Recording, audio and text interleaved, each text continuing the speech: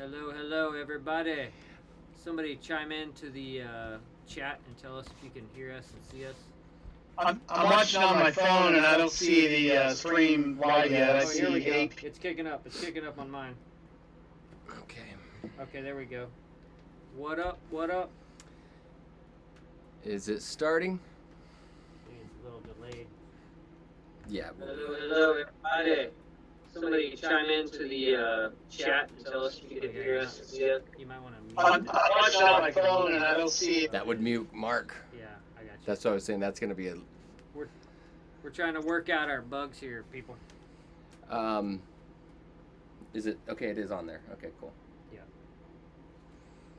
All right.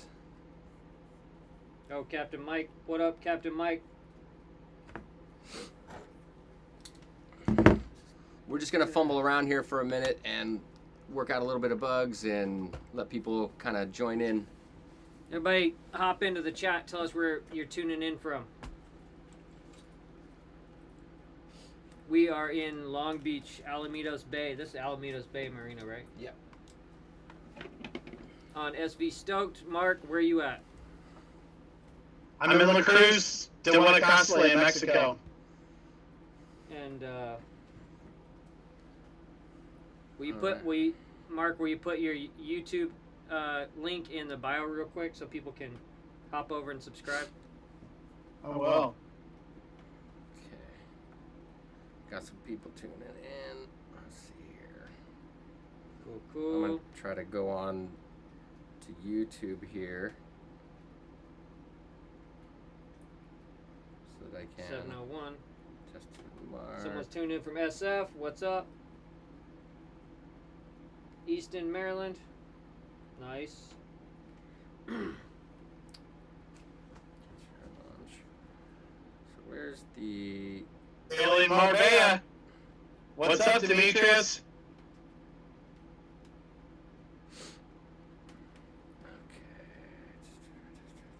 It's okay. Seems like we're doing good. I'm not getting... Yeah, we're over here though. We're all right. All right. We're all right. So, well, you guys want to tell them what we're doing? Okay, so it's Captain's Hour. Hope everybody has their drink. Cheers. Cheers, James. Thanks for joining us. Thanks for having me. Doyers. We're I'm at the having best coast. Ginger ale. What are you having? I'm having, what is it, Sailor Jerry and pineapple. Cheers. Cheers, Mark. What do you got, Cheers, Mark? everybody. I've got hibiscus Kool-Aid. Come on, man. You're supposed to be drinking with us. As long as it's not from Jim Jones, you're good. No cyanide. Exactly. Okay. Hear you loud and clear, Captains. Cheers. Oh, somebody David. else- What's up, David? Tuning in from Long Beach as well. Nice. All right. Anybody else? Who do we got up here? Captain Mike, KB6. All right. Okay. So, introduce yourselves. That's what we got a little itinerary here. All right. Hello, friends. My name's James. I'm from sailing Tritea. My boat is currently in Indonesia, Gili Gede, near to Lombok, near to Bali.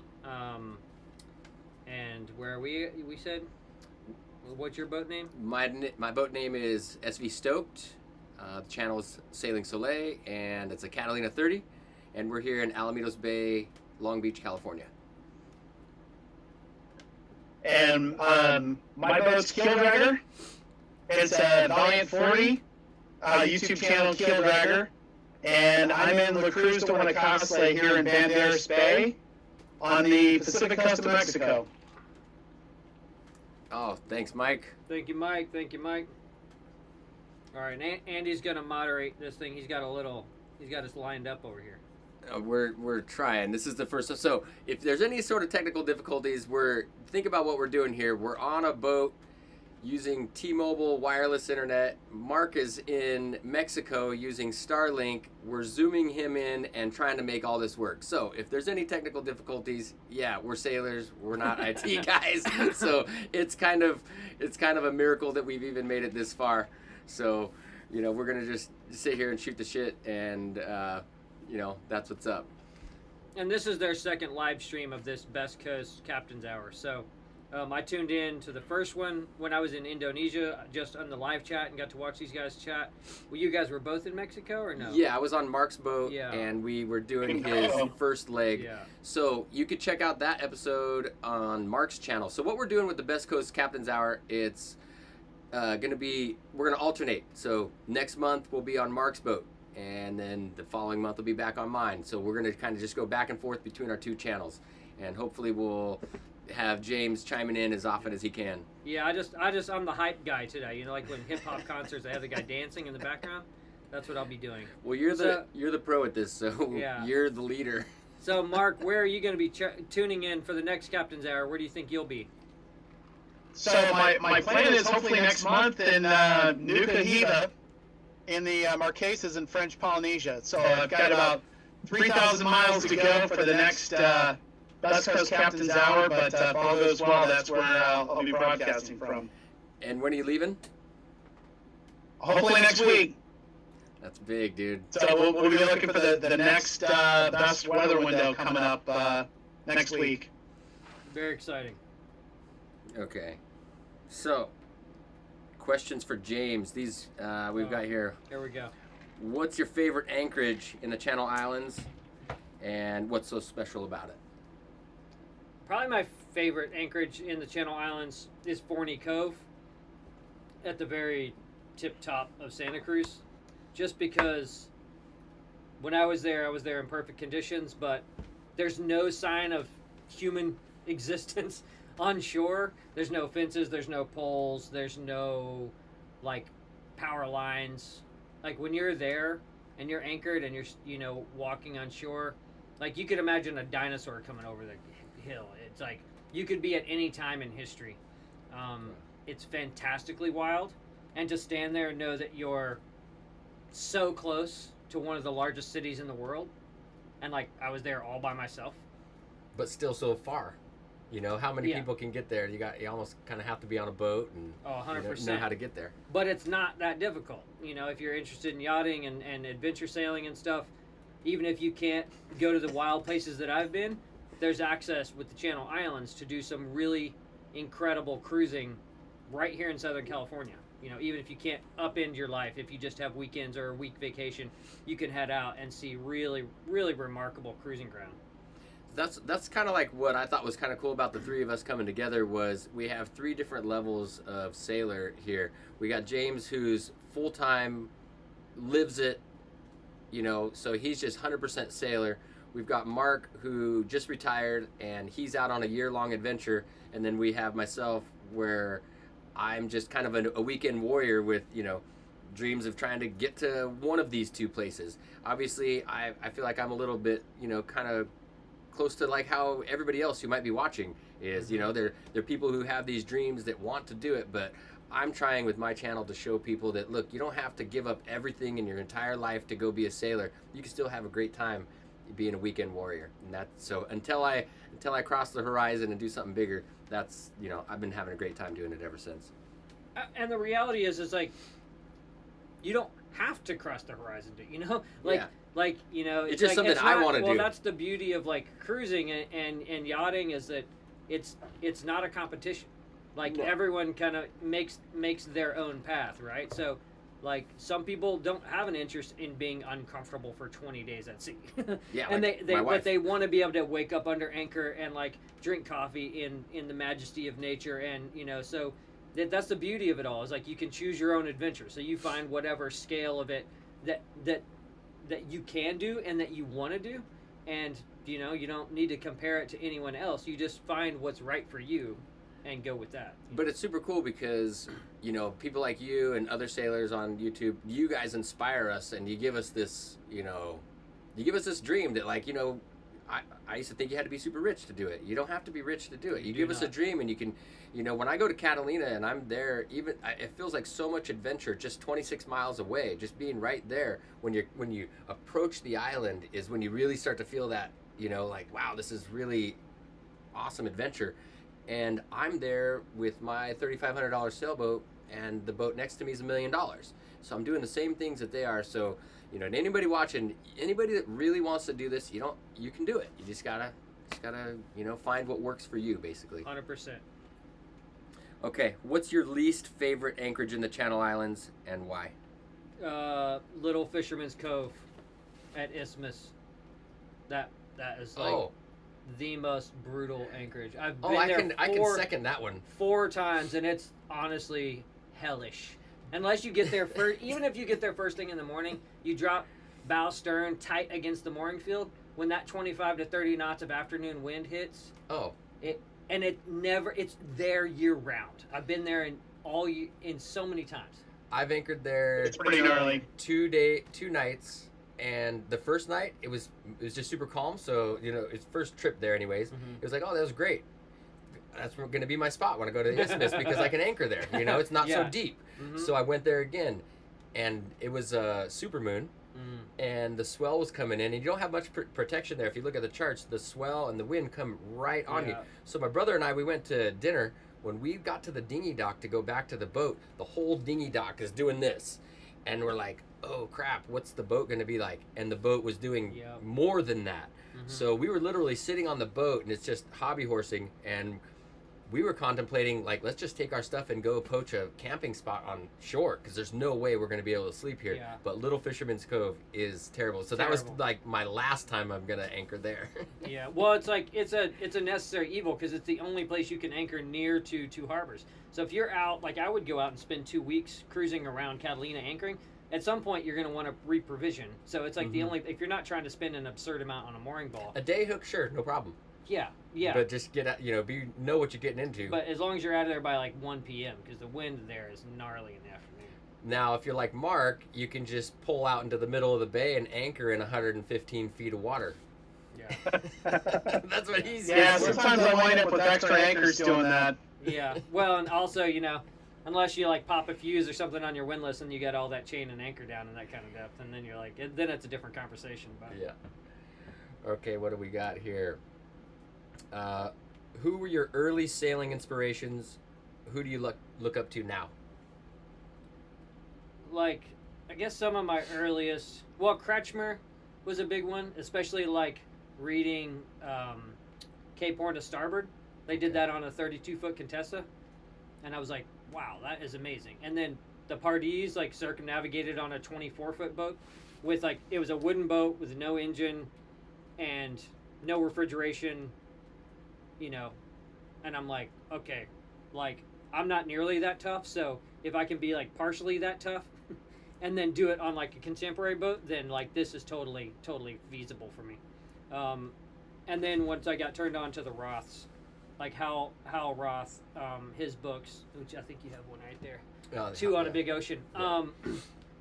They're like kind of like who I feel like I think I would be friends with them. Of all the people I've read, I think I would have been really good friends with them.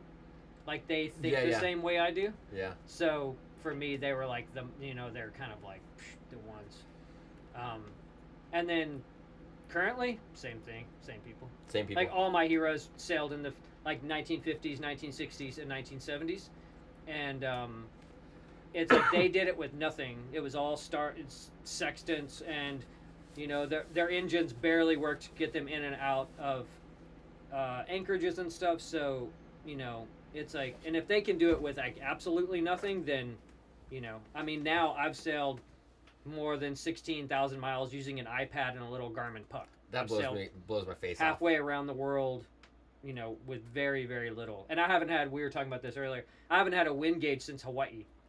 So I haven't had a wind gauge in 3 years, So the only thing I have is, the only working instrument on my boat is a depth sounder, which is the most important bit of kit. But yeah, so for me, like everyone that was doing it back then, they kind of set the standard for me to be like, okay, like...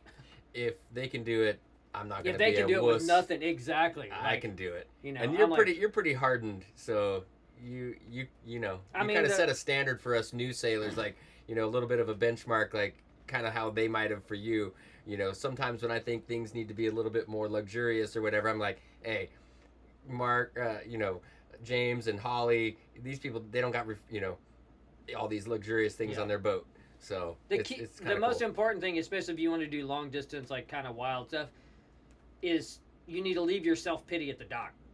Like once you eliminate self pity and you don't feel sorry for yourself, everything else is easy. Right. It's just you're just like, okay, well, this is this comfortable? No, but is it temporary? Yes, it's temporary. So and the payoff, and I always call that like that sort of stuff the adventure tax. The payoff is Right. you get to see places that very few people in the world get to see.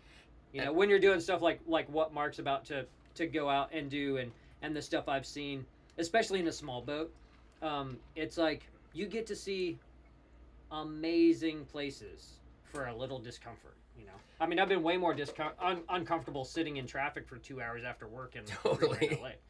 Like, what would you rather do? Sit on your boat out in the middle of the ocean, Exactly. rocking and rolling, or nut to butt, you know, Exactly. in traffic? That's right. Some driverless I was, car passing you. It was rocky here in the Anchorage last night. I wasn't getting any sleep, and I kind of woke up a little bit cranky, and then I heard something outside, and there was a humpback whale got up right next to the boat. And it's like one of those things, like, how else are you going to ever experience that? Right there, 100%. And That's it. And right there, I got over being cranky about about the boat rocking all night and everything else. Bro, that was your whale tax. And I Yep. felt a little bit of that adventure tax on our adventure. You know, when things got really uncomfortable, it's, you know, I almost got seasick, not quite, but it was like, you know, you might think to yourself, why do you do this to yourself? Why do you submit yourself to so much discomfort for so long? And then you arrive at the destination and you go, this is why. Or like Mark, you look outside and you see just like majestic nature, inhibited, and you go, this is why we do it, because it's something you can't get anywhere else. You know, got to be on a sailboat. All right, what do we got here? Sailing can be challenging at times. What keeps you motivated to continue your journey? Stubborn as hell. Not gonna give up. Not gonna let anything beat. This isn't gonna beat me. Damn it. Read the question again. So Okay. Sailing can be challenging at times. What keeps you motivated to keep continuing on in your journey? So this is like a really good question for me right now, because like last year, 2024 was like the hardest year I've had since leaving. Wait, let's pause right there. Just real briefly, why? Just give us a couple bullets. What was because so hard about 2024? I did 6,000 miles. I started in New Zealand and ended in Indonesia, but I was supposed to end in Malaysia.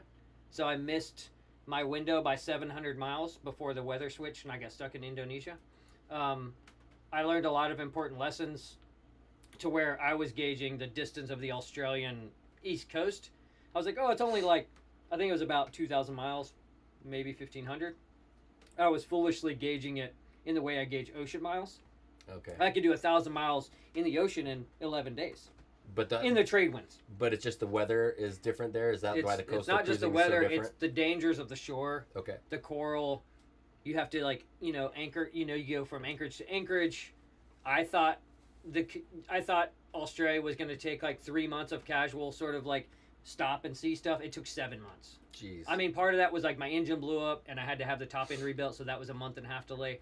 But it was like such a hard lesson to learn, to be like, what I had calculated was grossly wrong, Right. to where, so that, and again, that's something that comes with experience. But I learned last year, from now on, unless it's like large ocean passages, I don't want to do more than 4,500 miles in a year. Again, if it's 2,000 miles at sea, I can do that in 20 days. So that's easy, so that sort of equation changes. But if it's long coastal stuff, but I don't even think there's any more coastlines that big anymore. I think I've done all the worst parts other than the rest of Indonesia. And that's a good lesson for all of us. It's like you can't really gauge those coastal miles as it's going to be ocean miles, because you can just keep cruising on ocean miles, but you're dealing with a lot more circumstances once you get close to shore. And then especially Indonesia is like extremely difficult cruising. So Indonesia, especially by the time we got there, the wind shut off. It was a transition period between the two monsoons, and we ended up motoring like 1,500 miles. Oh, sheesh. Dang. So So from like Ambon all the way to Bali, and then I motored like beyond that even. So God it's bless like, that little Yanmar 2 GM. dude. So you know, and then the reality is like in Indonesia you can't make night passages. So Oh, because there's too much stuff in there's the water? fads everywhere. There's mile-wide drift nets. Everything is unlit. There's unlit fishing boats. Yikes. Nothing is lit. Everything is dangerous, and it's just like Just debris. And you just can't. Okay. You just can't. It's not Yeah. possible. So everyone, you make passages as far as you can get, daylight to daylight, and then with no wind advantage, you're motoring for 12 to 13 hours a day with that sound that we all love. Oh. And then the problem is like finding fuel. So you're buying fuel even at like $5 US dollars a gallon, and it's Yeah. as dark as coffee. You have to polish all the fuel because there's so much debris in it. Do you have a onboard polisher? I built a DIY polisher, so I Right. polished all the fuel. But all of this stuff is like makes things very, very much more challenging. So, so this year, so this is a good question for me right now because last year was like really hard, and I had to like accept the fact that so many things, especially with cruising, and Mark knows this as well. There's so many things out of our control. So we're at the mercy of the weather. We're at the mercy of government officials. We're at the mercy of whatever. So there's so many things we have to like kind of step back and like, you can't be a control freak and go cruising. You got to be really just sort of like zen as much as possible. But like, what does it for me is I visited the Spice Islands in Indonesia. Now, these islands are the only place in the world that nutmeg and clove grew. Nowhere else in the world did it grow besides these one little volcanic islands. And they Wow. were kept secret, and then eventually the VOC found it and like controlled the spice trade. But like to visit a place and there's giant 400-year-old almond trees Wow. that shade the nutmeg, Yeah. but to be like how, like for me that is so mind-blowing. And I visited Komodo dragons. I hung out with the dragons in Komodo, and like Wow. I anchored in Takabanarate reefs. It's all unnamed reefs, and you're just anchored. It looks like you're in the middle of the ocean. And So it's like rad. some of the only people that get, Oh. the percentage of people who get to experience that is so small. Yeah. It's like, So it's so rewarding. so it's like for me, it's like pulling from that memory bank of these And And you're you you're have to earn stacking it. that memory bank. That's, It's all a breadcrumb behind you. Like I saw this, and you're And so good at documenting. all you it. gotta do is like swipe through your phone, look at some of the photos, and you're like, whoa. And like a very good friend of mine here who works full time, and she gets to take vacation like once every 2 years. She was like, you know what, like 1 week in your life, just a regular week in your life, Right. is what most people experience once in their lifetime. Right. was Or like, and that's or literally- combined in their Yeah. lifetime. Yeah, it's like that's literally like they might have one part of your week is the highlight of their life, and that's Wow. literally 1 week, and I've been doing it 3.5 years full time. So it puts it into perspective. It makes you humble, and it makes you realize like I realize how fortunate I am that I've been able to build a life to where I can do this. Mhm. So yeah, anytime And again, it's not luck. Look, it takes a Oh, lot there's of no luck that involved. that Yeah. thing that people think that even what I do here on my little boat, coastal cruising weekend warrior, there's no luck involved. It takes a lot of work. Yeah. It's a lot of work and sacrifice and money to do these things. So people say you're lucky to do that. No. Not lucky. The It takes only a luck lot of sacrifice and time to do it. The only luck that exists is with weather. Like sometimes you get a lucky weather window. You're like, That's "Sweet." literally with sailing. That's the only luck. All right. What's one piece of gear that you really wish you had on Tritea? A water maker. Easy. 100%. Yeah. And Mark, you used the crap out of yours when we were out there, and you're probably still using it every day, or I am. whatever, however often. Yeah, it's definitely a luxury. So I don't have to find water, but still have to plan for what happens if the water maker breaks. Yeah. Yeah. I mean, I don't need a water maker. But it'd be nice to be able to just like Yeah, let's I mean, let's but it is sail out and get luxury some for clean sure. water and come back. I've carried like 10. I've gone like walked like 6 miles to get 10 gallons of water, and I when- need like eight of those to fill up my main tank, and then you still got to top up your jerry's.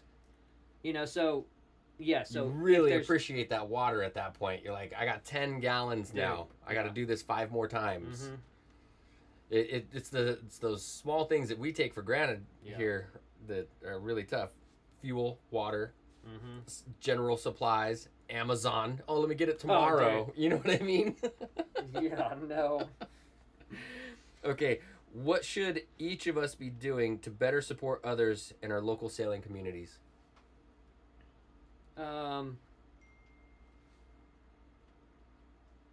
See, it's like that's a complicated question, I think, because you need to be more specific about sailing community, because like there's like thousands of racing sailors Right, who enjoy turning around an inflated buoy in the water right, that don't give two shits about going to Catalina, sure. and vice versa for us. Yeah. So do you mean like our friends that enjoy cruising?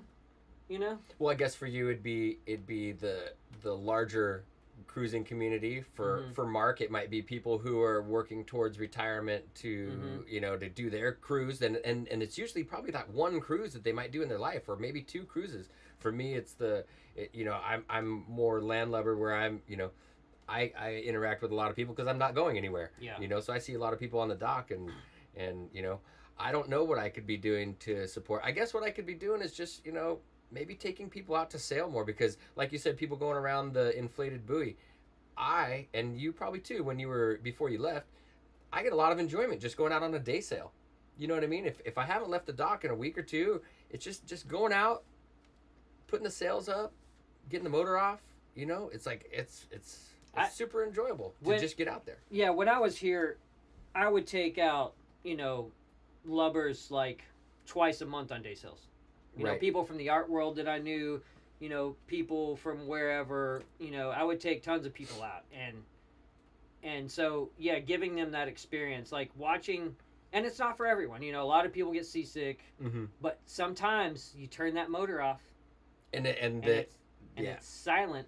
that's when And then that there's a breath of wind that's making us glide through the water. that's when And they really one freak person's out. face, they're like, they get it, and they're like, oh shit, Yeah. this is awesome. No. So like that's the usually moment. the reaction when the motor goes off and you're still going the same speed, Mhm. and people are like, "Oh wow, Yeah, this isn't what I expected. I thought I Mhm. wanted a motorboat, but this is yeah, insanely cool." yeah. Introduce them to that magic, so that that's to And- be able to turn people onto it or turn them off. Yeah. Some people are like, Yeah. "I need to get to Catalina in an hour," and I'm like, Yeah. "Well, then it ain't for you." Yeah, And I should be doing that, because I do get people asking me to if I need crew, or if they if you ever need crew for a day, I'd love to come out and sail, and I always shy away from it. And it's not because I don't want to take people.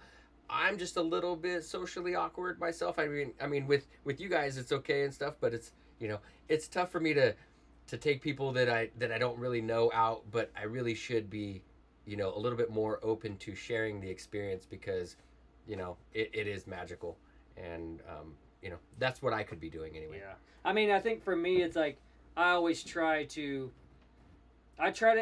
like I feel like my main mission and my obligation with the channel and with Instagram is to try to encourage people to like find their happiness. And like the scale doesn't matter. You don't have to do the silly shit that I've done.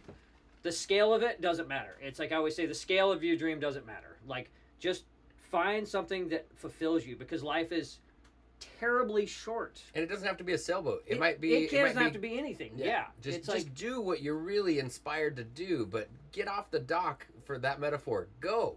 exactly. Go. Like, find That's the something hardest part. that makes Leaving. your heart explode with like excitement and happiness, or even peace. Even if it's just like finding peace on a hiking trail or on a kayak, drifting quietly and watching the birds. Like for me, that's like, I feel like that's my main obligation, is trying to let people know that like life is scary short, and it could end like that. Like Yeah. so No. that's always what I try When I to hear do. those stories, like Tim with the Panda 40, Yep. those stories are always the stories that kind of make me feel like, you really should do the things you want. I mean, you got a bunch of tattoos. I got one tattoo, and it says, "Do not go gentle into that good night."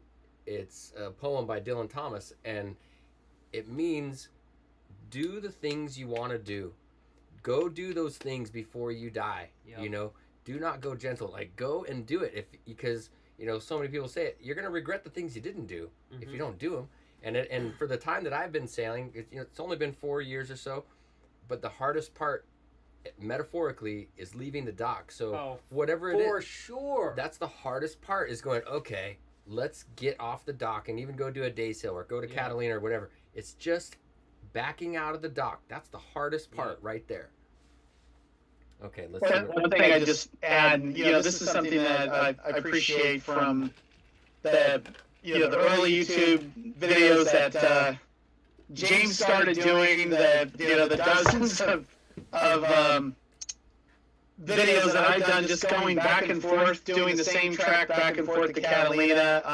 Andy as well, and some other friends too.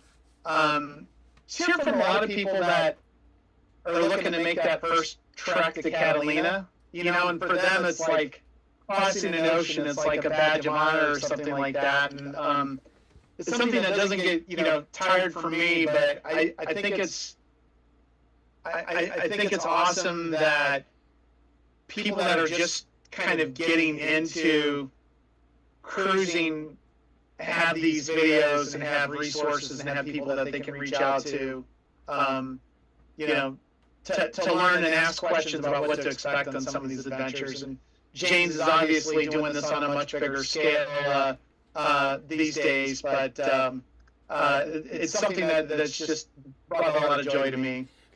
But also, like, to add to your point about going to Catalina, like, I spent so much time prepping the boat and thinking of all these worst case scenarios and things that were going to happen. And when I finally made my first trip to Catalina, it was like, it was very rewarding, but it wasn't as scary as I thought it would be. It's like, you trust your boat, you trust your skills, and you go. And before you know it, you're there. And it wasn't like this huge thing. So any of you that are thinking that, you're spending all this time prepping your boat because you want to get to Catalina, because I know a few of you out there that are doing exactly that. You don't think you can get to Catalina. And it is very adventurous, just right over there. Trust me, your boat is pretty much ready. It's all ready. If it's floating, if it's seaworthy. If it's floating, it's ready. Now, I have a funny story about this whole thing, because I haven't thought of this like in the last 6 months, because I was getting ready and I was like, I had I don't know, it was probably a 300-mile passage coming up in Indonesia. And I was like, it's just casual, I was like, oh, cool, okay, I'm going to go. But I remember I had stopped and laughed, because I remember even after multiple trips, I would not be able to go to sleep at night before I was going to Catalina, because I was so nervous. And I was like laying in bed at home. I'm like, okay, did I remember everything? And I would be stressed. And now this is a 5-hour passage for me. Right. This is but still it was, and it's not to discount that sort of experience, because for a long time, it was because I didn't have as much experience, and I had been ocean sailing on other boats, but as a captain and being responsible for any souls on board, I was nervous for a long time doing that, and to think about and it was 22 miles. To think about that, to going to 300 miles and literally being okay, cool. That's where I'm at right now. I was most worried that the coffee was ground, so that I could get up and make coffee and go. That was my biggest concern, But and don't, again, and we spoke about this before the cameras. If you're not nervous, you could be dangerous. Right. So it's nerves are not a bad thing, but it's a matter of not letting them cripple you, and also not being so nervous that you never go. Right. And I'll say this: the passage, as long as the weather's fine, the passage to Catalina is no problem. Picking up the mooring in a tight spot, that's the terror. So. And don't be afraid to ask them when you get there. Just when you check in and you pay for the mooring, just tell the guy with the boat, I don't know where this mooring is. Can you bring me to the mooring and give me an assist? 100%. And they will do it. They will take their boat and they'll bump you if you need to. And you just ask and you just tell them, look, I don't know where that mooring is. Can you lead me there and give me an assist if you need it? Because trust me, when you roll up, all the people are going to start watching. They're going to come out on deck and be like, what's going on with this guy? And who cares? Once you're mooring, you're gonna breathe. Once you're moored, you're gonna breathe a big sigh of relief, and then you're gonna feel we're here. Yep. Then it's fantastic. Then do whatever you want to do. Tying up to a mooring at Catalina is a timed event. You get that Yes. bow line on, you run with that sand line and Yeah. get back to control that that aft end. Because I've gone Especially if there's sideways so wind. many, dude. I've gone, and it's like you're just like it's so straight. And as I've never seen a more tight mooring field, I've sailed all over the world. Yeah, and they're like nowhere- slips. They're slips. I've never They're seen basically anywhere slips. that is as bonkers. But don't let as this Catalina. scare you from going to Catalina because it really isn't that big of a It's deal. not. And as long as you tell the guy that Just- checks you in to get an assist, you're completely fine because he's He's great gonna at keep you navigating up. his boat. Yeah. He can do circles between the two boats, no problem. 100%. And he's just gonna bump you and keep you good. And that's it. That's all you're gonna need. All right, let's keep this going. Okay. And there's a couple questions for James in the chat as well. Oh, Okay, yeah, that what do you gets- got? that gets What do you got? tricky. It's hard for us to question see for because the James. computer's far away. Sorry, guys. Go Go ahead. ahead. What do you got, Mark? For some. Question for James: who's the most interesting person you have met since you began your journey? That's a good question. Probably my buddy Dale from SV Womble. That dude is Why?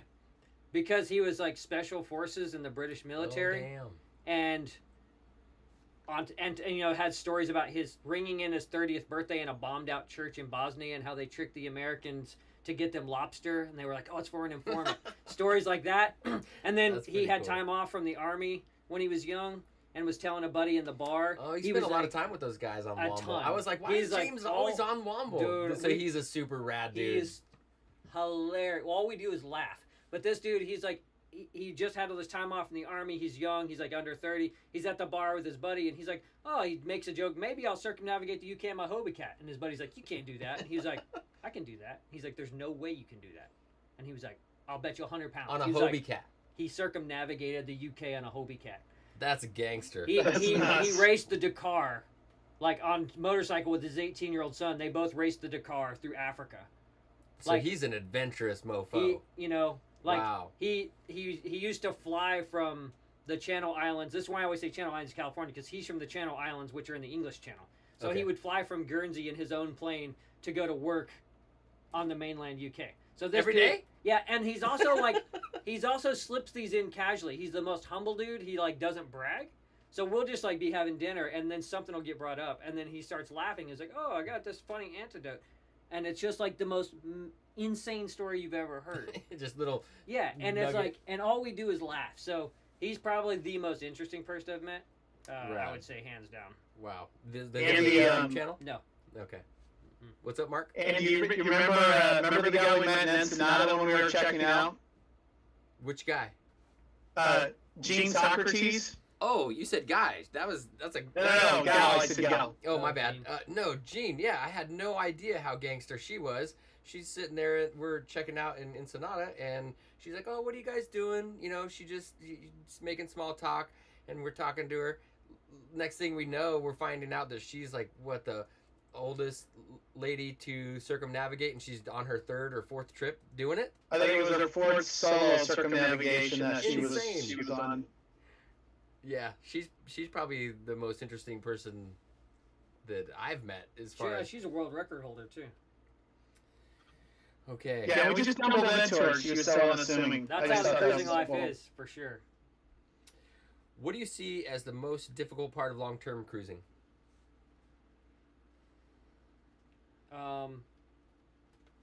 I guess it's like a two-part answer. For me, I make my living off my YouTube channel, so I think most people is the financial aspect. For me, it's not because I make my work as I sail. So I would imagine like it's like balancing like cruising and mental burnout. Sure. Because like, you know, and again, like we have to make benchmarks based on cyclone season in the southern hemisphere, hurricane season. So the weather determines where you can be and can't be. So, you know, a lot of people are like, oh man, I sailed through the South Pacific. Oh, I would have spent a year and a half cruising through there. I'm like, well, Well, you might not have if a can't really hurricane do was that. coming. Yeah, you so know? yeah, so we have cyclones there, but yeah, so it's not possible. So you can't just decide that's what you want to do. Not to mention government visas, you know, all that stuff. So there's a lot of factors. So, like that means that you have to push pretty hard through these places, unless you can leave your boat and go away. So since I make my living on my boat, I can't necessarily leave my boat for 6 months and go away because I have to make content. Right. So, and I also can't afford to pay a slip because most of the time I live under anchor, so I can afford to live cheaply. Sure. I don't stay in marinas except for down season, so I couldn't afford to put my boat in a marina through a whole cyclone season and then go stay on land and pay rent there. There's no way I could afford that. You know? So, and again, my livelihood wouldn't support being away from the boat that long. So I think for me, the hardest part of long-term cruising is the managing the mentality of and avoiding burnout, because it can get very exhausting. So many things are out of your control with weather, visas, anchorages being full. You get there and it's full or whatever. There's just so many. Once you leave here, that doesn't happen in the rest of the Okay, all right. Well, I've never pulled into an anchorage and it was full. Like I can't anchor here. Never, yeah. Someone asked the questions for me to share my timelines, but I wanted to tie it back to what James just said. So I'm planning to leave next week for the Marquesas of French Polynesia, and then I'll spend the next 6, 7, 8 weeks going to the Tuamotus and then to Tahiti and Bora Bora.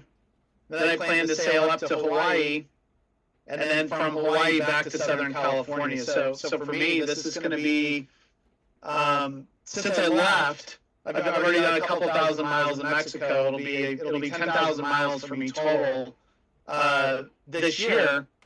And a lot of this for me is trying to figure out what's realistic and even feasible that I can do, trying to work around storm seasons and how much time I can spend in any one place because of the formalities and everything like that. It's tough planning, and I still don't know if I run into any problems, I may wind up bailing out and going on to New Zealand instead of trying to come back to Southern California. So I think it's a 1-year plan for me, but it could be a couple. But also, tell everybody how, if your plan goes as planned, how soon do you plan on being back in Southern California doing all these miles, which is almost a Pacific, circumnavigation? August. Yeah. Mark's going to be back in August. He's going to French Polynesia, over to Hawaii, back to the West Coast, back down, all by August. Yeah. Watch his channel and check it out, because this is going to be crazy. Mark is a madman. He likes to keep on the move. So. And me and Mark have been talking about his plan for, I don't even know how many months. Mark, do you? I've been trying to seduce him into going further and further since we started talking. It's been a long time. I even drew up maps. I made graphs in Photoshop. I'm like, Mark, here's 3 different routes you could do. I've been trying to get him to go all the way to the Solomons and up to Japan and shit. So me and Mark have talked about it a ton. And again, it's he has a family, he has a wonderful wife, and so there's different things that you need to work into that. But on the flip side of that, I had this same sit-down conversation with Andy Shell at 59 North. We were sailing on Falcon, and Andy couldn't get his head around how big the Pacific was, because he's done so much sailing in the Atlantic. So, we sat down with everything, and he was like, well, I can probably get to New Zealand by June. I'm like, well, first of all, that's the dead of winter, so you can't go there. And also, I had to explain, dude, these timelines are different. So he ended up, his route is the same thing that you're talking about. He's going to Tahiti, and then he's going to sail up to Hawaii, and then he's going to sail up to Seattle, So, it's not just but there's so many options for what you want to do and what you can do based on your timeline. Okay, my boat neighbor here in Alamitos Bay, Brian, he said, Mark, I appreciate any tips on how you got the Admiral, aka Wifey, to sign off on an extended solo trip. So what do you got, Mark? Debbie, are you watching this? I worked my ass off since I was 15 to try and get myself into a position to be able to do this. And this is something that, I've dreamed about for decades. So it's not like I just decided 2 years later I was going to try and do this. So when I met the Admiral 26 years ago, she knew I was into sailing, and I always told her I was going to do this someday. So I think she had kind of just came to accept it. She does more than accept it, dude. Your wife is cool as hell. She said, if you don't do that, I'm going to kick your ass. Is basically what she said. No, that's not exactly. Well, she did say that, but so, not in so many words, but no. At one point, I had a little bit of self-doubt, and she said, "You don't have the balls to do it." And whenever she says that, then it's 100% I'm going to do it. Yeah. So, But see, I mean, that's what love is all about, right? It's like encouraging your partner to, like, pursue their dreams and to, like, find fulfillment, like that's really what it's and again, but she doesn't want to be on a boat like for 3,000 miles, and that's like the real thing, right? I think like a really wonderful like middle ground is for whoever the sailor is, whether it's the husband or the wife, that's interested in ocean sailing, and the other one isn't. Then they sail to the location, and then the partner flies in and they explore the beautiful places. And then, go on from there. I think it's that's exactly the plan. Is she's planning to fly in to meet me in all these locations and everything like that. But like for me, like that's the toughest piece. Like I sweat the small details and getting the boat ready and everything. But being away from from my wife, who I adore, and just being appreciative of the support that she has. Like, that's the toughest part for me in this whole journey. Yeah.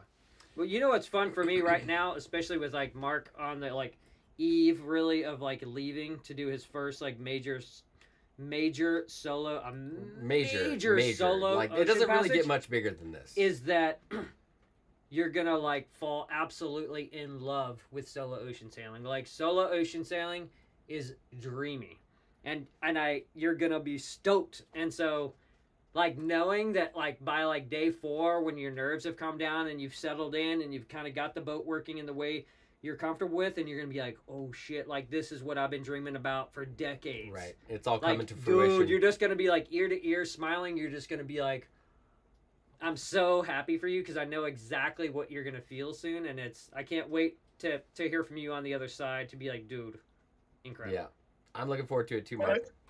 We were talking about like interesting people or connections that we've made. And, James, I want to thank you for introducing me to Bruce on Sailing Vessel Bob. So Bruce just left La Paz on Monday, but I met Bruce in Catalina Harbor, met him again, ran into him in Ensenada, ran into him again in La Paz. So Bruce has gone from New Zealand to Fiji, Japan, British Columbia, down California to Mexico, and now he's headed kind of back that same path to French Polynesia, Tonga, Fiji, and New Zealand. Yeah, he's doing a big Pacific loop coming up.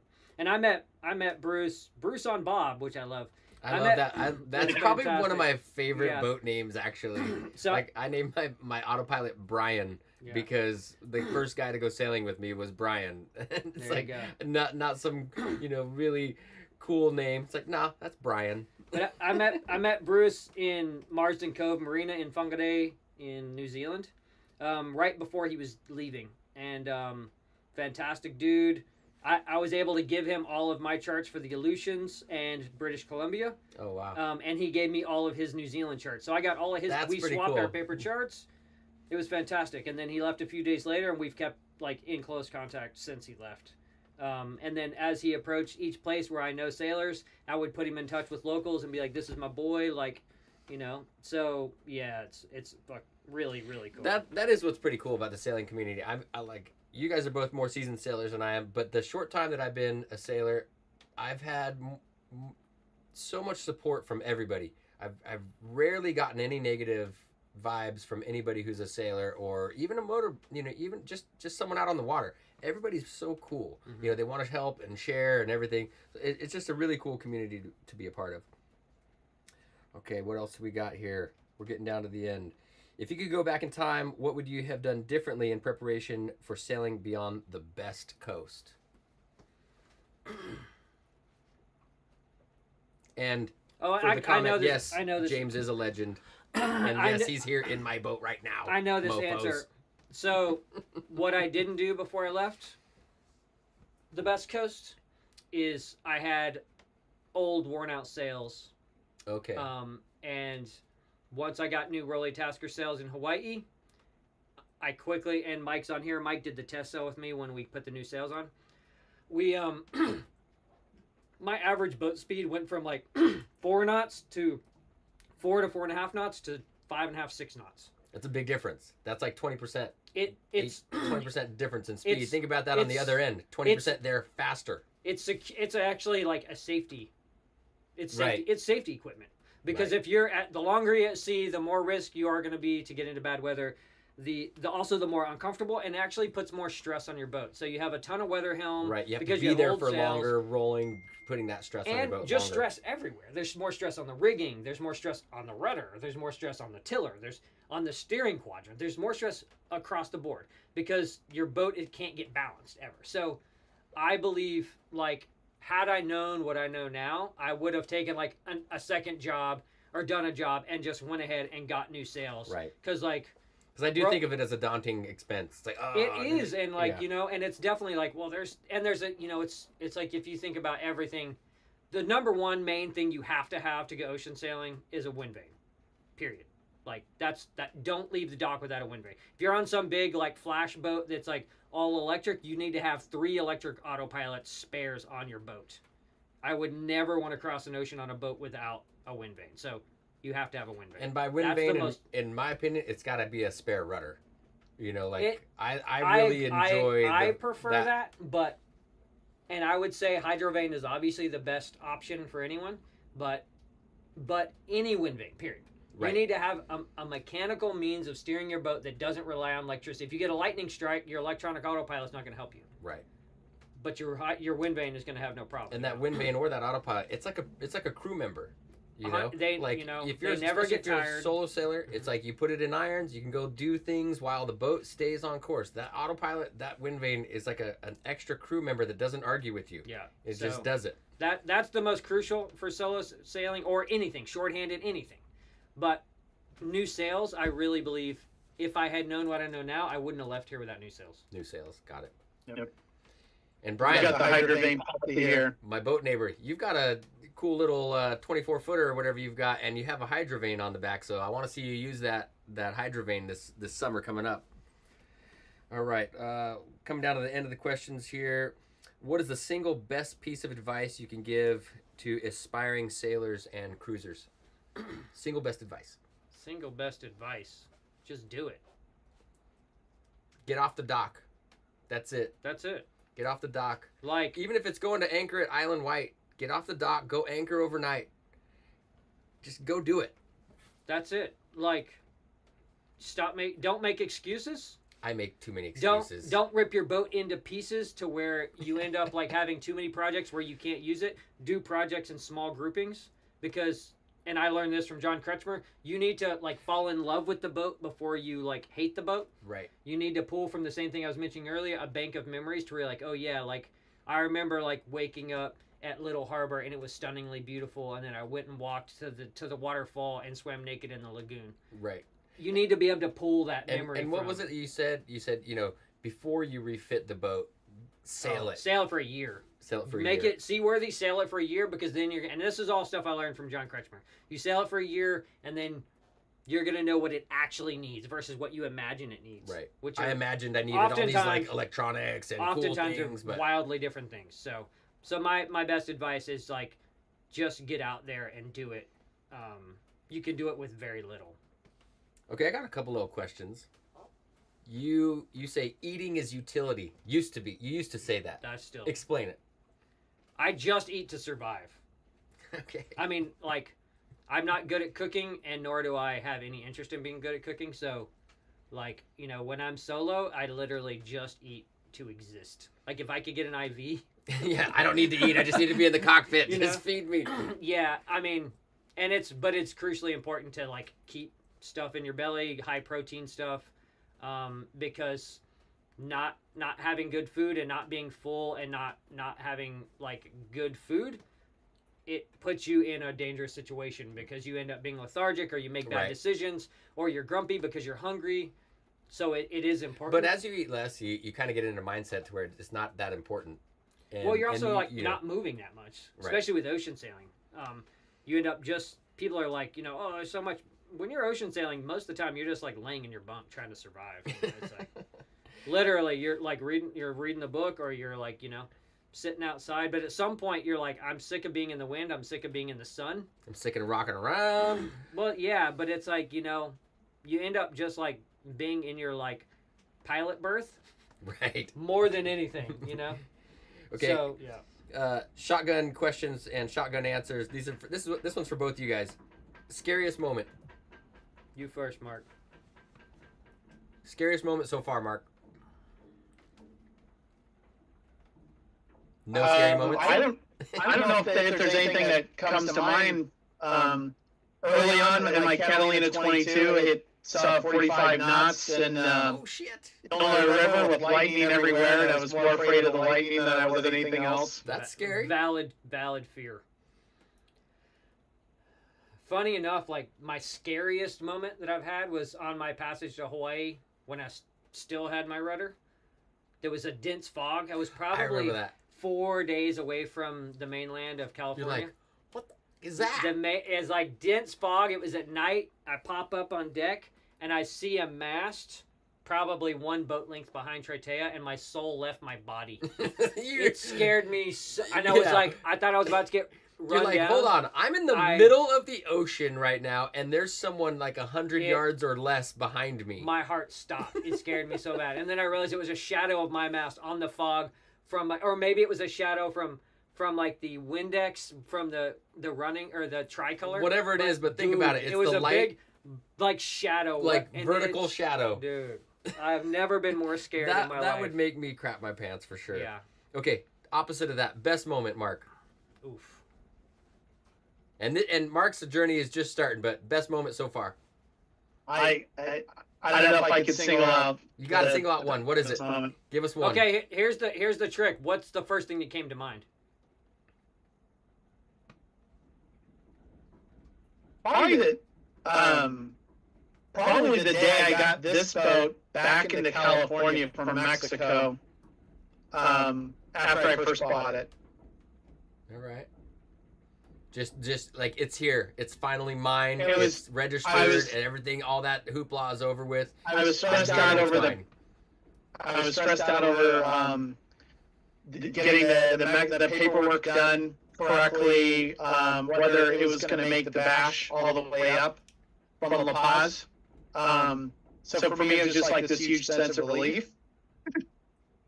I think my best moment so far was probably, after I went through all that grief where I thought I had to prepare the boat so much to get to Catalina. It was that first solo trip to Catalina when I realized that it's not that bad. It's you just do because you see the mainland behind you, and then by the time it just about goes away, Catalina's right there. So it's really just a handoff. You're handing off the mainland for Catalina, and you feel really safe. But that was kind of my big epiphany. Was like I thought it was like this giant passage and so dangerous and everything. And then when I went, it was like, oh, that was great. And then let the adventure begin. But it was that first solo passage to Like the Catalina. world opened up to you at that Yeah, moment. I was like, oh, this ain't so bad. Yeah. And I'm about now that I've been out on Mark's boat for 12 days. I did a thing last year on my buddy Sput's boat on the East Coast, and then I did a thing just recently in the Bahamas. I'm realizing that the water is almost the same everywhere. You think it's gonna be so different. You can't control it. There's days with no wind, and it's not so different. So As long as you sail if you're sailing in the correct time of year, sure, this of is course, a true statement. of course. Yes. But now my next mission is to go. What I was getting at is with these bigger journeys that I've done with Mark and everybody is it's really given me the confidence that, like, you know, these trips back and forth to Catalina, they're good for, but I also, even though I am a weekend warrior, I do have those dreams to, like, go a little bit further, you know, whether that's Hawaii or Channel Islands or whatever, but I feel like I'm ready now. You know, I want to do those overnight passages and go a little bit further. So I'm excited about that. For me, like, the best moment that comes to mind is there was a very specific moment sailing from Hawaii to French Polynesia, where it was, I think it was about 3 days from the Tuamotus, and it was like beautiful cobalt blue sea, trade wind clouds. It was perfect sailing. The sun was out, really beautiful boat motion, not hardly any swell. And I was sitting on I went up and sat on this foredeck, and I was like, remembered so specifically the 4 years I spent, and even before that. Oh, it all came to fruition right at that moment. 4 years leading up, like refitting the boat, working full time. I would get off work, I would drive to Traitea, work on her till midnight, drive back home, hop in the shower, and repeat the same thing over and over again. And at night, and when it felt like this dream there was no way I was ever going to accomplish this, I would close my eyes to go to sleep, and I would imagine quiet sailing with cobalt blue seas. I imagined the scene that I eventually found myself in a few years after I had left. So it literally came to fruition. It was like the thing I used for like a meditate, and I felt hopeless. Like with work, with it's money, so I was far like, away, there's no it's something way. I can't get. Like, and it was like so hard financially to where I would buy one Seacock a paycheck. Right. It took me a year to get all the Seacock so I could haul out the first time. I would buy one can of bottom paint because it was so expensive a month. Right. I'm like, okay. And literally I would go to bed like wiped out from working on the boat, and I was like determined, but it felt impossible. I would lay there and be like, there's no way I'm ever going to be able to make this happen.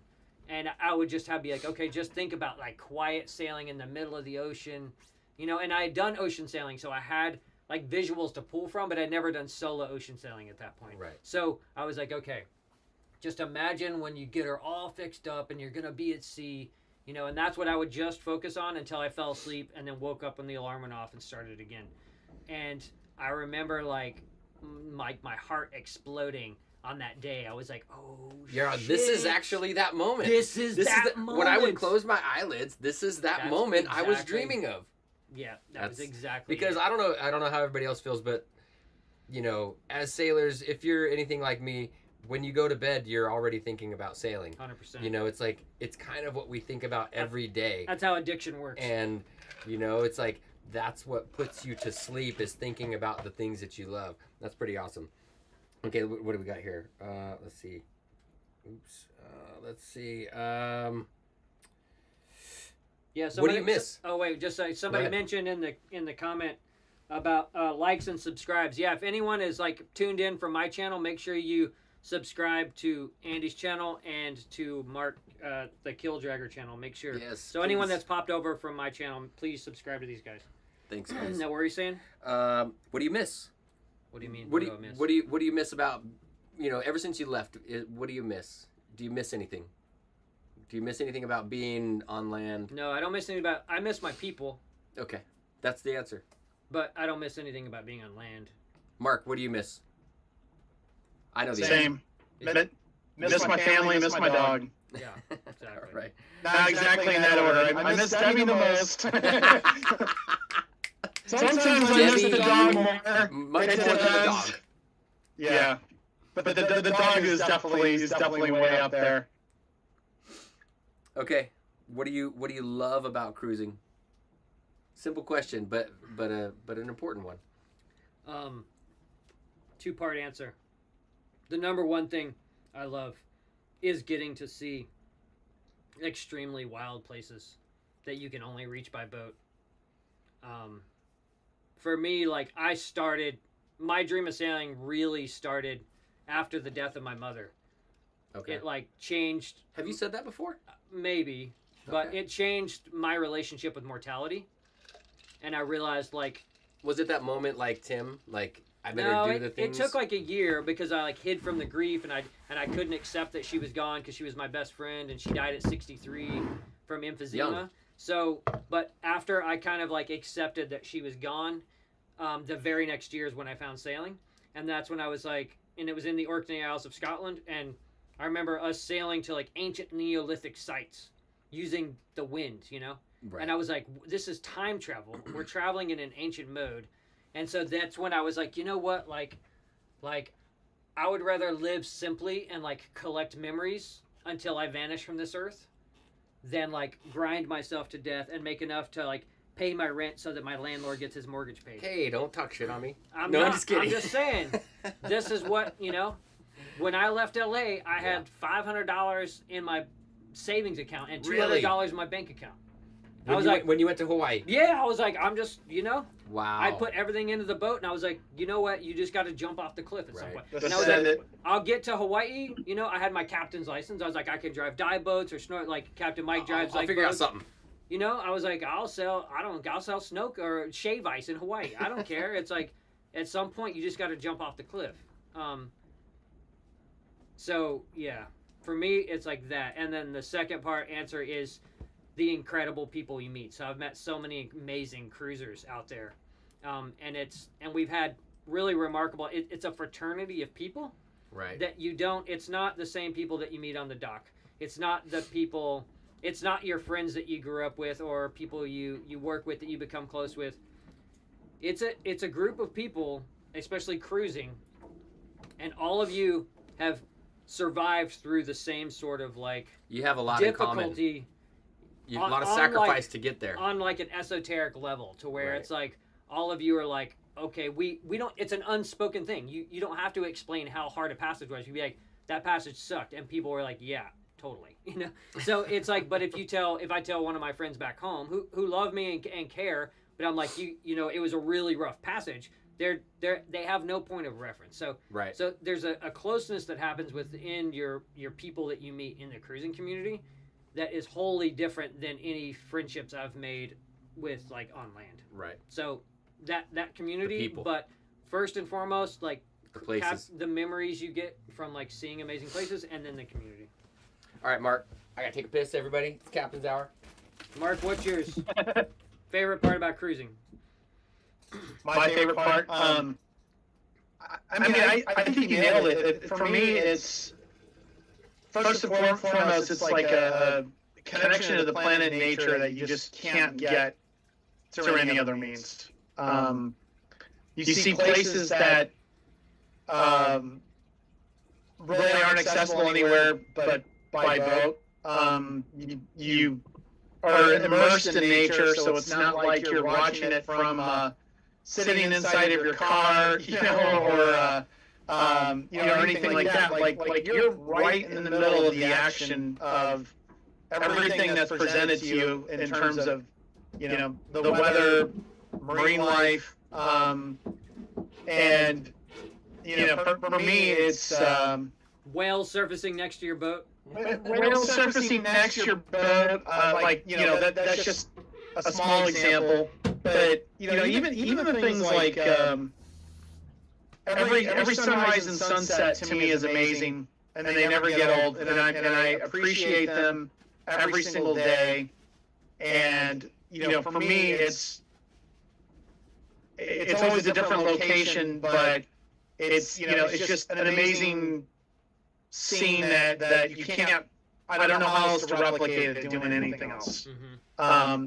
You talked about the community and meeting people along the way, and you know, and it's interesting that people can have really diverse backgrounds before they got into cruising, and yet they have this common bond, and it's kind of like, well, nobody really like gives a shit Yeah. like where people came from, that, you know, because they have these unique but shared experiences with cruising that I think is pretty cool. One thing I was going to add, like on the community side, which is pretty cool, and I've seen this in Mexico. It's like several cities or large acreages have like these VHF cruiser nets, and and they built up like these local communities. The one here in La Cruz is really amazing, and it's pretty cool how people support each other. Like if someone needs help or if they need something, people will trade. It's just kind of an amazing sense of support, that I see people provide to each other. It's pretty cool. So it's not just like meeting the individuals, but it's that kind of community support that it's hard to find in kind of other walks of life too, I think. 100%, especially about that support thing. You're talking about walks of life. So I got really close with sailing vessel Rala. Ian and Laura, they're like retired English couple. He was in the career man in the Army, and Laura raised a family. But after we got close, we did a lot of boating together and got like, they're like family to me at this point. But Laura said, she was like, you know what, like before I met you and got to know you, she was like, if I had seen you walking down the sidewalk, I would have crossed the street, just because of the way I look. So like, and that's exactly what you're speaking of as far as like different walks of life. Suddenly when we're all yachties, it's a whole different conversation and just a different like, oh, okay, like, a different thing. 100%. I'm just reading some of these comments. Hey, I just want to say thank you for everybody tuning in. I haven't had a chance to look at YouTube, how many people are watching or whatever, but thanks everybody for tuning in. Be sure to subscribe to Keel Dragger and Sailing Soleil. You're probably already subscribed to James. You know who this legend is. I'm super stoked to have him here in the boat. But thanks everybody for tuning in. Also, like, I've known these dudes since way before I left. So, like I met Mark right after I got Traitea at, I think we met at Chowder Bar, Jay. No, I think I think it was maybe a little bit after that, but I gave you that expired life raft, hoping you'd never deploy it. Yeah, I still have it. It's still the only life raft on my boat. But and then we met. Dude. So I knew these dudes like long before the Hawaii Passage scenario. But I remember I used to run into James at Minnie's, and I'd be like, "Oh shit, there's James!" Like, "Hey, what's up, dude?" Yeah. It was pretty cool. All right, Mark, have you heard any or seen any questions in the chat we need to address? I think we've hit most of them. Best marina in Cali. Okay, not cruising. Seeing every crew member, including the captain, except James, get incredibly seasick. They're talking about the sail from Greenland to Iceland. That was funny though, because it's like that was on a 65-foot FAR. So for me, there was no boat motion. So like everybody, I'm used to like sailing on a 30-foot boat. So like I'm like sitting at the saloon table editing video, and Andy Shell comes out, who has like way more miles than me, and he's like, obviously you're okay. Like he was super seasick, and I was like on a giant boat like that. It literally felt like no sea motion to me at all because I was so used to small boat sailing. Pretty funny.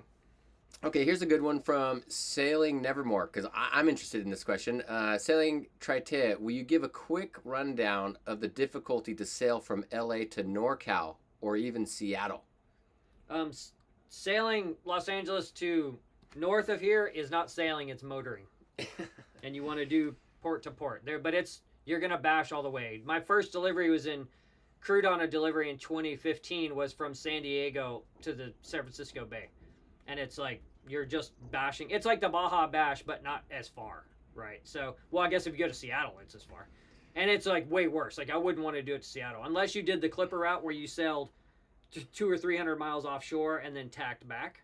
But the seas above the bay, specifically above Mendocino, are deadly serious year round.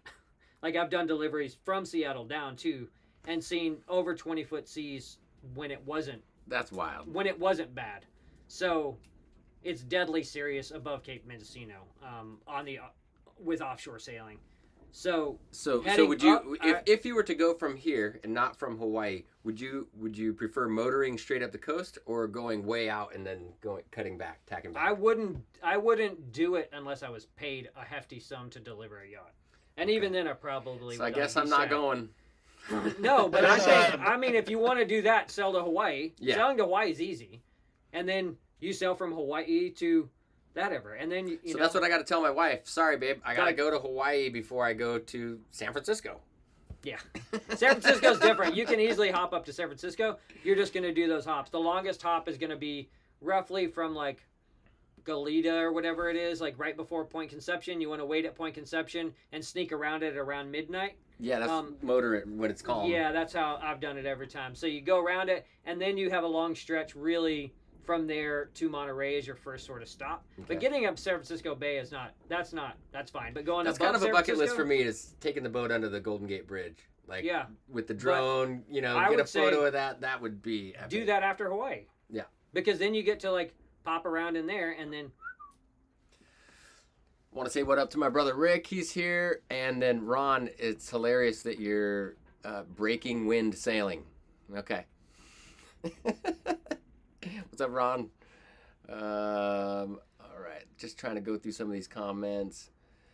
Stay out of Italy. 250,000 sanction on yachts. somebody's asking about the Panama Canal prices. I know that other sailing Sitka went through there, and I think they paid like something insane, like $2,500 or something, or $3,000 to go through the canal, like last month for a 40-foot boat. Sailing Nevermore with all the good ones here for me. Andy, as a metal fabricator, when are we going to see a tricked out solar arch and dinghy davits on Soleil? You know, I've thought about it. And I've planned it. I've even bought in some of the metal for it. But then I look at the stern of my boat and I've already got so much crap on it. It's like how much, you know, before I know it, my boat's going to be, you know, dipping down and, you know, but we'll see. I might do it. I guess we should plug my talk real quick while we're. Yeah, let's talk about the book. 30, oh yeah, the book. So too. if you've been with us this long, let's talk about why you're here. We're supposed to cover that at the beginning. Isn't that what we were supposed to be talking about the whole time? Nah, that's fine. So the only reason I'm even in California is because I published a new cruising guide for the Channel Islands of California that is coming out. I'm doing a speaking tour. I'm speaking at Port Royal Yacht Club here in Los Angeles this Saturday. Yeah. And then I'm speaking at Ventura the next Saturday, and then I'm speaking on March 20th at Richmond Yacht Club. I'm doing a special solo sailing presentation for the Single-Handed Sailing Society of San Francisco. And then I'm speaking at the Berkeley Yacht Club. And all of this is to promote the cruising guide.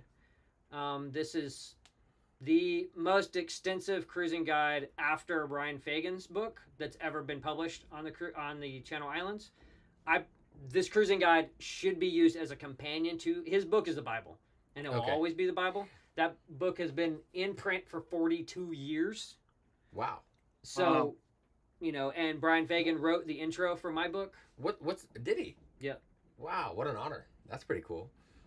What's the contrast? What can we expect to be different from his? What that's in yours that's not in his, maybe? The approach I took with my cruising guide is that all cruising guides are just the facts. They're like, this is the depth, this is the bottom the makeup. approach. This is what to that's expect. exactly When to it. get out So, of here, or and you know, those things don't change. Those are the facts, right? Right. But I have found cruising all over the world that meeting a cruiser and they're like, dude, check this anchorage. We had this experience. It was amazing. Or look out for this. It's really cool in these situations, but this. So that firsthand knowledge has helped me immensely. And I've gone to places that weren't on charts, that weren't in cruising guides, and had incredible stays all over the place because I've met other cruisers who like said, "Hey, marked you should it. go there." They marked it in my book. They're like, go there. Everywhere from the Åland Islands of the Finland archipelago to New Zealand to all over. I've had this experience. So my cruising guide, I only wrote about the anchorages that I have dropped the hook in. It covers 6 of the 8 islands.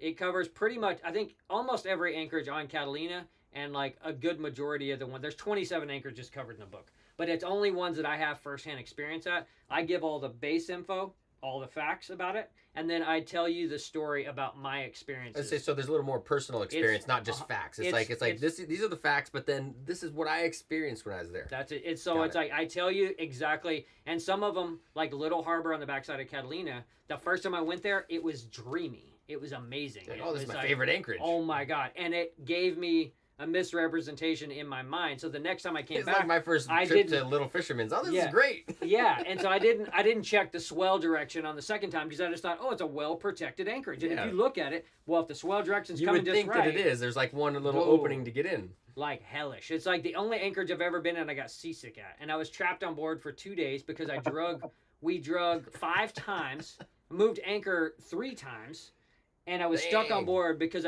we kept dragging. So I give these sort of like... Real quick, you were stuck there because you couldn't get out? No, because I kept dragging. Okay. So like Camille and Steady would go ashore and go walk, but I couldn't risk leaving the boat because we kept dragging. And there was a 74-foot yacht that drug in the middle of the night also and got within 2 feet of us. In there? Yeah, that was next to us. So they got within 2 feet of us and had to haul up and move way out. So it wasn't just us. It was everyone was dragging. Some people drug and just left. I've never been there. What's the ground there? Is it rock, sand? Why are you dragging? Because it was a gnarly swell. Okay. Because I had like 9 it'll just pull your... And it's also obviously not good holding. But the first time I stayed there, it was a different swell direction. It was very protected. It was beautiful. Right. And I didn't move an inch, Yeah. So when the swell is from the right direction. That's the thing. And like I have like a bomb-proof like ground tackle, but in Pongo Pongo in American Samoa, I drug like 300 feet. With your 45? Yes, because if you put an anchor on a sidewalk, right, sure, it's gonna drag. I didn't stop until I hit debris. You could drag a rock across debris. the sidewalk. That's exactly it. So wow. So anyway, so the new cruising guide has all of these personal stories, and I tell you a bit about my experiences at every individual place, and then the last 30 pages is a whole guide explaining anchoring. So it's an extensive anchoring guide that I pull from my experience all over the world. I tell you everything from setting up ground tackle for your boat to good anchoring etiquette to not yelling at your partner when you're anchoring to you name it. So it's a very, very detailed guide to anchoring for anyone, like you're saying, that hasn't taken that jump yet. Yeah. They've never, anchoring's scary. The thing is, anchoring is not complicated, but you got to know how to do it right. If you put out 2-scope, right, you could end up on the rocks. You could lose your boat. You could lose your life. You could tangle up somebody else's boat. But you can, if you understand scope and you have the correct weight anchor for your boat and all that stuff, it opens up so much more area. Oversized anchor, just always. And I was the same way. When I went to Catalina, the first, 10 times I went, I probably got a mooring. After I finally started anchoring, it was so much more liberating because you weren't confined to these like certain destinations. Yep. It's what you're actually there for, to like, kind of live free. They say sailing is the most expensive way to get somewhere for free. 100%. But it's those moments of like dropping the hook, staying the night for free, and getting an actual good night of sleep on the hook and going, wow, that was actually amazing. Now I can go home and feel you also recharged for the next week. You don't have to clear out at 9 a.m. Right. You can stay it's until not like the a afternoon hotel. Like, can I get a winds late checkout? Yeah. So that's what the cruising guide is, and all the talks. So this first talk here in Los Angeles, it is focusing specifically on the Channel Islands. So I'm going to talk about a bunch of my favorite spots on Catalina. I'm going to talk about I'm going to talk about Santa Barbara Island, the one anchorage there, and then I'm going to talk about a bunch of my favorite spots on Santa Cruz. And my goal is to try to get Southern California sailors, specifically from this area, because this was my hood, was like San Pedro, like LA Harbor, Long Beach. This is like my jam. So I want to get people from here to make the trek. I want to get them up to the Channel Islands because there are no moorings there. There's like one Ranger mooring, but unlike Catalina, where they've taken up all the really good anchor spots, they polluted it with moorings, and they charge $50 a night. You go up there, and there's hardly anyone there.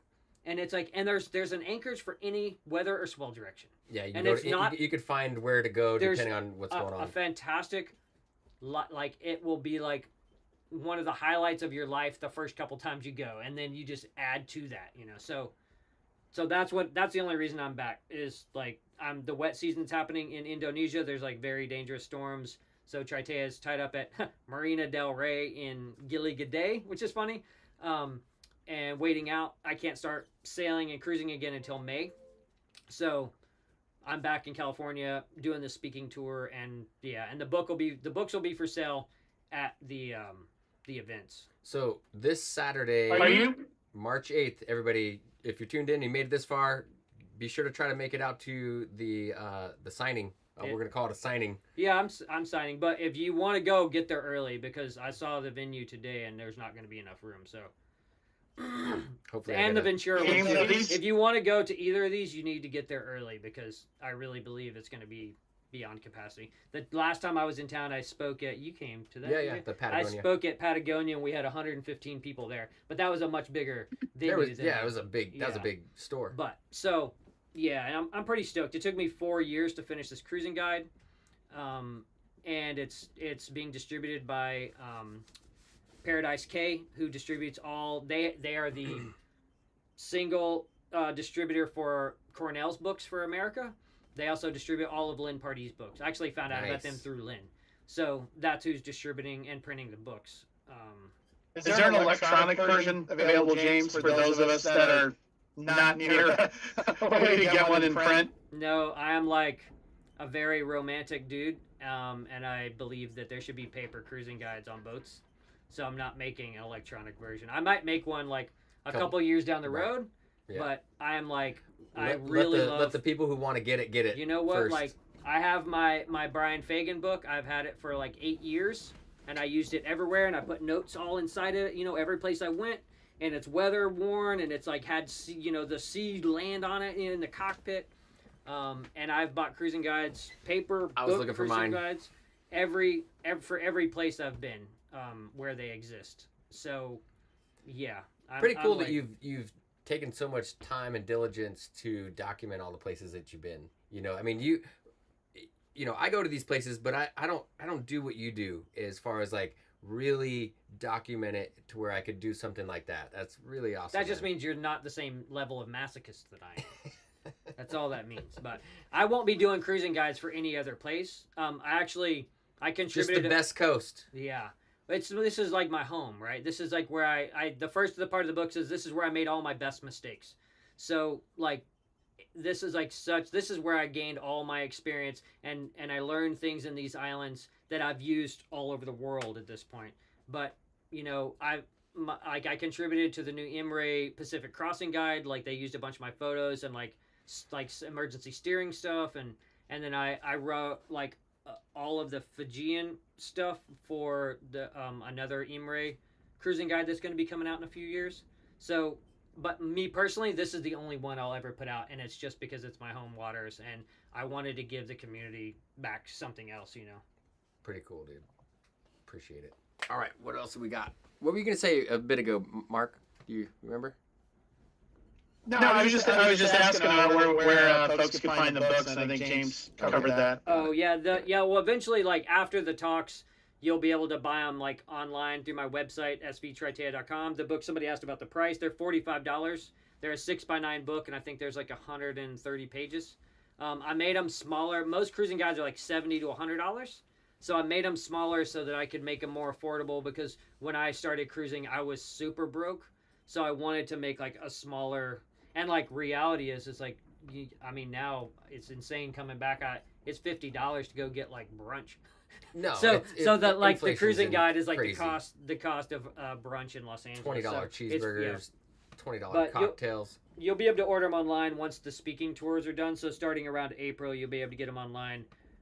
And there'll be info on my YouTube channel, on my Instagram, as well as svtritea.com. Do you have a copy with you? I don't.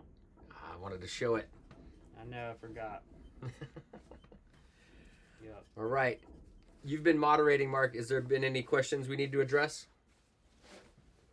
No, I think we've hit most of them. We're coming up at just about 90 minutes here, so. Okay. All right. I'm glad you're also.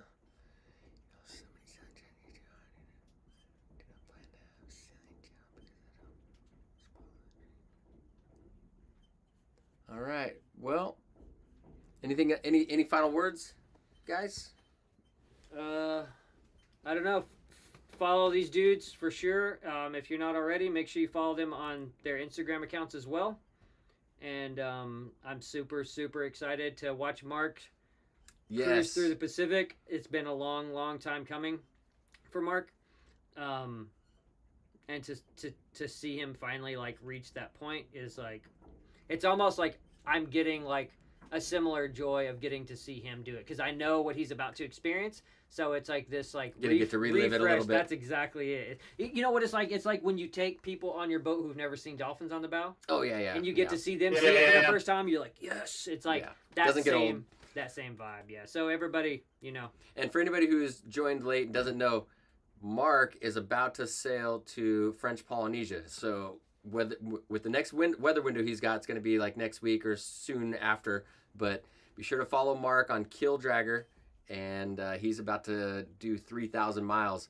Sorry, Mark, I was trying to be there with you, man, but you chose a window that was like my wife's 50th birthday, my daughter's 21st birthday, and then I already spent all my sailing chips on other boats, so you're going to have to do this one solo, my man. Somebody asked about what's sailing for me next. So for me next, the next bit is sailing from, once the sailing season starts again in Indonesia, I'll be sailing to Borneo, and then Borneo up through the Indonesian archipelago to Singapore, making my way slowly because I can't be above Singapore into the Strait, the Malacca Strait, until like August, and then I'll go up the Malacca Strait, the coast of Malaysia. I'm gonna pop in and do a mini refit in Malaysia because I'm like halfway around the world at this point. I'm going to get my anchor chain hot dipped and regalvanized. I'm going to get my anchor hot dipped and regalvanized. Do you know what that costs? I was always been curious about that. In Malaysia, it's not that expensive. Right. It's like a couple $100. It's like not bad. And there's a place that all the cruisers trust, this dude James Co. So yeah, I'm going to do like some stuff. I might do copper coat on the bottom. I haven't decided yet. What probably depends on if he'll sponsor me or not. Okay. If he doesn't sponsor me, then I won't be doing that. Is it expensive? I've never looked into it. It's very expensive, but it lasts like a decade. Put pennies on the bottom of your entire boat. But so yeah, I'll be doing a mini refit, and then I'll be cruising December and January. I'll be cruising Thailand, and doing sea trials of all the work I did. And then come the following April, I'll be sailing from Phuket, Thailand, to the Maldives, to Chagos, to Madagascar, and then on to South Africa. So that's the next 2 years. This year's a slow cruise through Southeast Asia, and then next year is across the Indian Ocean to South Africa. Amazing. Wow. Okay, so Mark, how long do you plan on staying in French Polynesia? You said it earlier, but what was it, like 6? It's gonna go quickly 6 weeks. Mm-hmm. And explain why with visas and weather windows, why it's going to be brief. You get unless you do a long stay visa, you get up to 90 days. But I want to head from Tahiti up to Hawaii before I get too deep into like hurricane season and all that, and also before the lows start in the northern part of the Pacific on the way back from Hawaii. So that's kind of what's driving my bigger timeline, is just to try and sail when the sailing's best and not get myself into trouble. Yeah, I only spent 2 months in French Polynesia, and I don't feel like I missed like too terribly. You know, obviously you could hang out in places longer, but I feel like I definitely I got the most out of French Polynesia in 2 months' time. And when you go to Hawaii, where do you plan on jumping off from to Hawaii? From Tahiti. Tahiti, okay. And how long do you expect that? I mean, that's my thought right now. But from Tahiti, you know, if you look at the map, it's almost straight north. But because of the trades and the currents, you have to try and make as much east as you can early, so that you're not close hauled all the way coming into Hawaii, which can get pretty brutal. So if you're able to do that, but it's probably easier to make that passage from the Tuamotus or like the Marquesas, where you're already further east. But you want to see a little more. You want to get a little bit further up into Tahiti. But I really want to get to Bora Bora and see Bora Bora, and Debbie's. We've already bought her plane ticket to Bora Bora. No, to Tahiti, but Okay. but Well, then you're going to so not- Tahiti for sure. Morea. I'm sorry, Morea. I'm not going to Bora Bora. I don't think. Morea is amazing. It's Yeah. fantastic. Yeah. It's but also like the trades and the currents in the southern hemisphere before you get to the ITCZ are not as gnarly. So yeah, if you can get as much of your easting there, once you get above that, it gets a little more teeth in it. So yeah, and you know the Hokulea, and with Polynesian Wayfinders and all of that stuff, they would sail east as far as they could, and then watch the Southern Cross. And when the Southern Cross was the same height between here as it is to the horizon, they knew to come about and point for Hawaii. Okay. I think this is getting long. You know, like Mark said, we're getting up on the 90 minutes. So I want to thank everybody for joining us. Again, Mark from Killdragger. My channel is Sailing Soleil. Appreciate everybody. Give it a like and a subscribe. Share this with anybody. And send us a question on Instagram. We're all on Instagram. We all like to chat with everybody. We all pretty much respond. You know, I definitely respond to pretty much every comment that I get on my channel and any comments I get on Instagram. So thank you guys for joining us. Thank you, brother. Thanks for having me, partner. Thank you for coming. I'm so Thank you, excited Mark. to have you. Thanks, Yeah. Thanks everybody for tuning in, and it was fantastic chat. All right, guys. We'll see you guys next time. I'm going to See ya. try to figure out how to stop this thing, but